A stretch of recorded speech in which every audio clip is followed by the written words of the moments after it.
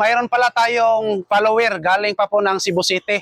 So pumunta siya dito kasi gusto niyang ipahilot ang kanyang makina. Titingnan lang natin kung anong problema nito. Ano problema ni sir?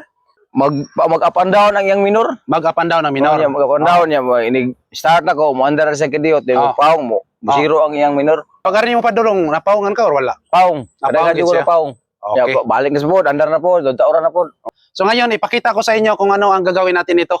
Attention po sa mga Nissan Almera owners. Titingnan lang muna natin at pandarin natin ang makina. Ignition on. Engine start.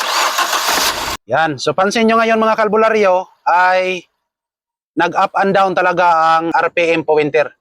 So straight to the point na po tayo dito at ipakita ko sa inyo kung ano lang ang gagalawin natin. Unang-una po ay tingnan nyo ang PCB valve. Ayan o. So ngayon, kita nyo naman na sobrang maluwag. Bubunutin natin to. Oh. Ayan. So kita nyo ngayon na mayroong o-ring na nilagay.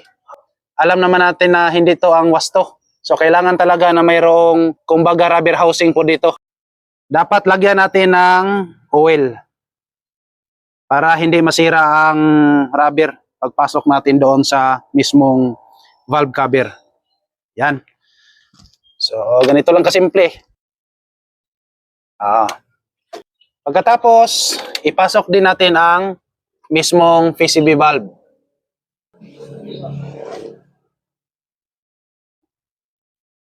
Ayun.